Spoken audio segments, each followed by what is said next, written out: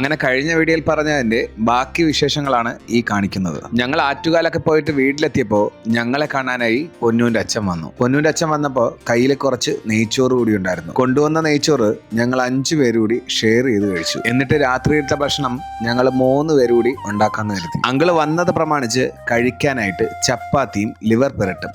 Liver ഉണ്ടാക്കുന്നത് uncle ഏറ്റെടുക്കാന്ന് പറഞ്ഞു. എന്തൊക്കെയോ മസാലക്കൂട്ടിന്റെ പൊടിക്കൈകൾ അറിയാന്ന് പറഞ്ഞ് അങ്കിൾ അങ്ങ് പാചകം തുടങ്ങി. അങ്കിളിന്റെ ഹെൽപ്പറായിട്ട് ഞാനും കൂടി. അങ്ങനെ ഞങ്ങൾ 2 പേരും കൂടി ഞെരിച്ചു വെച്ച് പാചകം തുടങ്ങി. അങ്കിളിന്റെ പാചകത്തിനിടെ ഇടയ്ക്ക് ഞാൻ ചെറുതായിട്ടൊന്ന് ടേസ്റ്റ് നോക്കിയപ്പോൾ എന്തൊക്കെയോ ചെറിയ കുറവുകൾ. അങ്ങനെ ചേർക്കേണ്ട ചേരുവകളുടെ കുറവുകൾ മാറ്റാൻ പാചകത്തിൽ നിന്നും അങ്കിള് ചെറുതായിട്ട് പിന്മാറിയിട്ട് ഞാൻ മുൻവശത്തേക്ക് കയറി നിന്നു. അതിനിടയിൽ പ്രഗ്നന്റായ കല്യാണിയെ കാണാൻ കല്യാണിയുടെ കാമുകൻ ഒളിച്ചു വന്നായിരുന്നു. അങ്ങനെ ഞങ്ങളുടെ പാചകം പൂർത്തിയായി.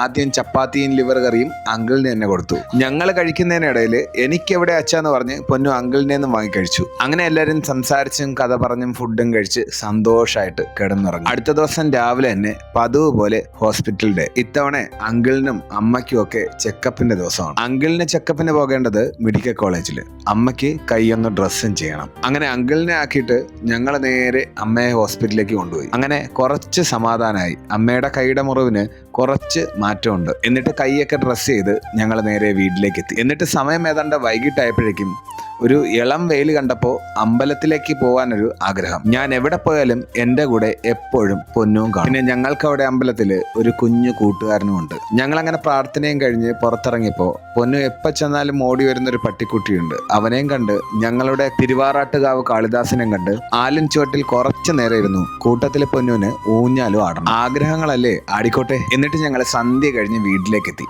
ഇനി ചെറിയൊരു പരിപാടി കൂടിയുണ്ട്. അപ്പോൾ എന്താ പരിപാടി എന്ന് ചോദിച്ചു കഴിഞ്ഞാൽ ഇന്നൊരു സിനിമയ്ക്ക് പോകാന്ന് കരുതി. ഈ ഓട്ടത്തിനിടെ ഇടയ്ക്കുള്ള ഈ ചില സിനിമ കാണലാണ് നമുക്കുള്ള ആകെ എന്റർടൈൻമെന്റ്. അങ്ങനെ ഞങ്ങൾ ഇന്ന് അതിരടി മൂവി കാണാനായിട്ട് പോയി. പൊതുവേ എനിക്ക് ബേസിൽ ചിത്രങ്ങൾ ഒരുപാട് ഇഷ്ടമാണ്. കൂടെ ടൊവിനയും വിനീത് ശ്രീനിവാസനും കൂടെ ചേർന്നപ്പോൾ നല്ലൊരു കലക്കൻ പടം. ഫസ്റ്റ് ഹാഫും സെക്കൻഡ് ഹാഫും ഒരിക്കലും നമ്മളെ ബോറടിപ്പിക്കാത്ത ചിത്രം. അങ്ങനെ ഇന്ന് ഞങ്ങൾ ഒരുപാട് ചിരിച്ചു. അങ്ങനെ സിനിമയും കഴിഞ്ഞ് തിരിച്ചു പോകുന്ന വഴി നമ്മുടെ ആറ്റിങ്ങൽ ബസ് സ്റ്റാൻഡ് നോക്കിയപ്പോൾ ശാന്തിയും സമാധാനവും. അങ്ങനെ ഞങ്ങൾ 2 പേരും വീട്ടിലെത്തി. ഈ ഒരു ദിവസവും സന്തോഷവും സമാധാനവും ഉള്ളതായിരുന്നു.